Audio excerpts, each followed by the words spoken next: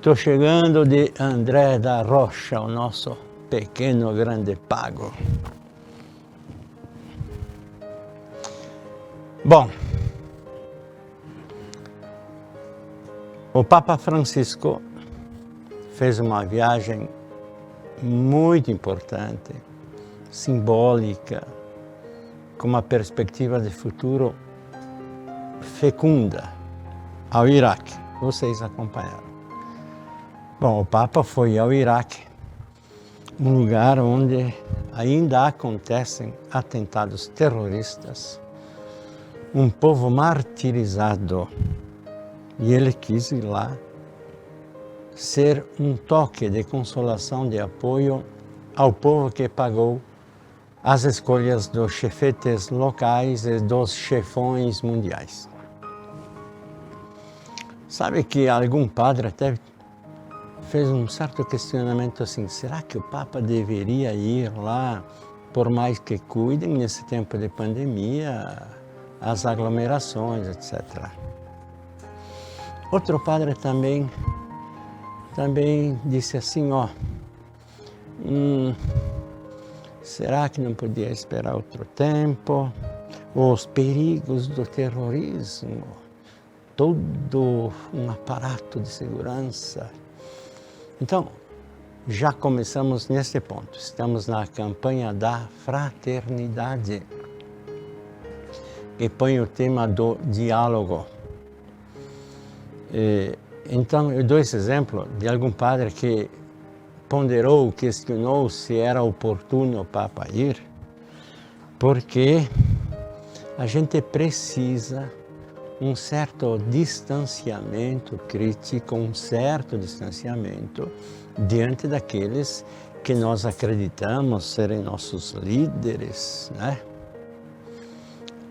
Ora, gente, se nós padres, até vocês, podemos fazer algum questionamento se o Papa deveria fazer isso ou não. Bento XVI, muitos de vocês lembram que numa universidade em Regensburg, ele fez uma alusão acadêmica, não acusação, de muitas violências que aconteceram com alguns chefes islâmicos comandando na Idade Média.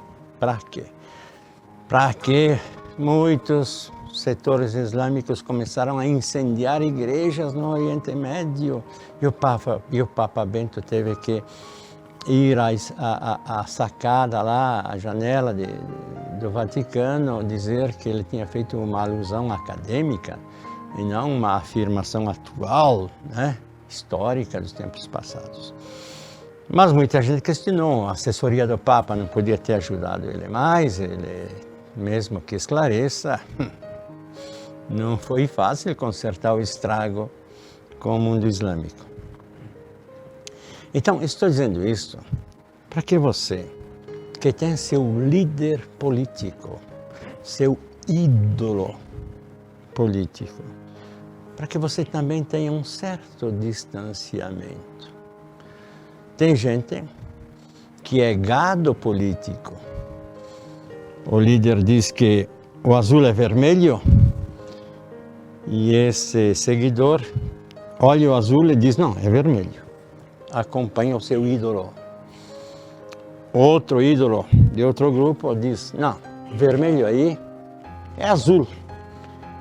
E o seguidor dele, sem distanciamento crítico, diz, olhando para o vermelho, não, de fato tem razão, é azul. Os ídolos dizem, vão lá no limoeiro, peguem aquelas uvas, chupem, que são muito doces. E gente que não tem nenhum distanciamento crítico vai lá no limoeiro, pega a bergamota limão, chupa e diz, que doce essa uva, Isabel. Então, gente, esse certo distanciamento é muito saudável. Até nossos líderes precisam de nosso certo distanciamento, de autonomia crítica. Mas o Papa foi. Alguns questionamentos, mas ele foi. Por isso que estou dando como título desta reflexão, Francisco Papa Ponte no Iraque. Entre o mundo islâmico oriental E o mundo ocidental, que já não é assim nominalmente, oficialmente cristão, mas tem suas origens, sua moldagem na história pelo cristianismo, pelo catolicismo, de diversos matizes, né? Entre esses mundos não há muitas pontes, ainda mais que os fatos históricos, gente de cá indo fazer guerra lá para trazer o petróleo de lá para cá. Depois, os atentados terroristas de muita gente de crença islâmica. E nós corremos o risco de generalizar, de considerar todos assim. Então, entre nós e os islâmicos, precisamos criar pontes. E estas pontes não são fáceis construir. Não são fáceis. Por isso, há uns 8 anos, os Mariapolitas fizeram um encontro em Roma, 300 líderes cristãos e islâmicos. Eu achei que maravilha colocar lideranças cristãs e islâmicas juntas, pensando o mundo, pensando a sociedade, pensando o que juntos poderiam fazer para a paz. Por isso que hoje cresce o diálogo interreligioso mais que o diálogo ecumênico. Ecumênico entre nós, os luteranos, nós outros cristãos, e é bom e necessário. Mas o diálogo interreligioso é com as grandes tradições religiosas que não são cristãs, com os islâmicos, com os hinduístas lá da Índia, com as religiões tradicionais africanas, com o shintoísmo lá no Japão, confucionismo que está voltando agora, né? E é muito importante esse diálogo. E o Papa foi visitar o imã, o chefe islâmico de 200 milhões xiitas, chamado Al-Sistani. E o Papa foi na casa dele visitá-lo. Que coisa interessante, gente, que ponte.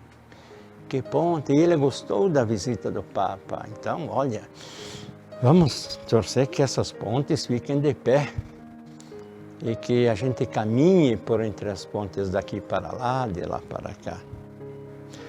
Outra coisa interessante, não é detalhe desta viagem, vocês lembram que um menino náufrago apareceu mortinho nas areias de uma praia na Turquia. Seu barco afundou. Esta imagem girou o mundo, se chamava Alan, ou Alan, vamos ficar, né? Este menino. O Papa, nesta viagem, se encontrou com o pai deste menino, o seu Abdullah Kurdi. E o seu Abdullah, então, teve a consolação das palavras do Papa, porque ele perdeu não só o menino, ele perdeu a esposa, a mãe do menino morreu nesse naufrágio, e o irmão do menino, que tinham migrado, estavam migrando.